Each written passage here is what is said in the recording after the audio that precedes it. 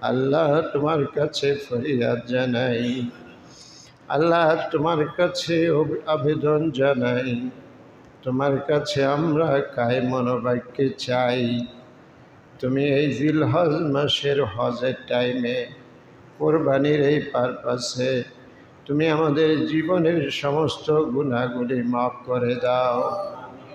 আল্লাহ আজকের দিন থেকে, জুমার দিন থেকে জীবনে যতদিন বাঁচিয়ে রাখো, আজকে জুমার দিন থেকে জীবনে যতদিন বাঁচিয়ে রাখো, আল্লাহ তুমি দয়া করে তোমার প্রেম দ্বারা, তোমার মহব্বত দ্বারা আমাদের অন্তরটা তুমি ভরে দাও। রব্বুল আলামিন, তোমার কাছে তৌফিক চাই, যে দুর্বলতা আমাদের আছে, শয়তানের ওয়াসওয়াসা থেকে আমরা বের হতে পারছি না, সেখান থেকে তোমার কুদরতে, তোমার শক্তিতে আমাদেরকে বের করে নাও। বের করে নিয়ে আমাদেরকে মাসুম বেগুনাহগার বানাইয়া দাও।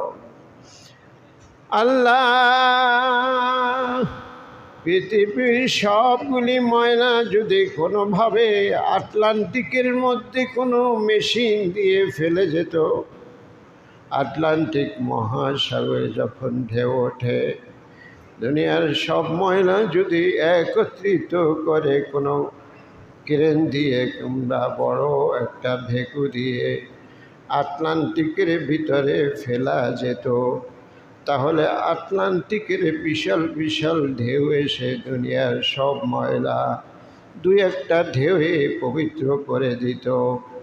আল্লাহ, তোমার রহমতের দরিয়ায় এত বড়, তোমার রহমতের দরিয়ায় এত দয়া, এত মায়ার ঢেউ আছে আমাদের জীবনের সব মানুষের গুনাহ এক জায়গায় করে।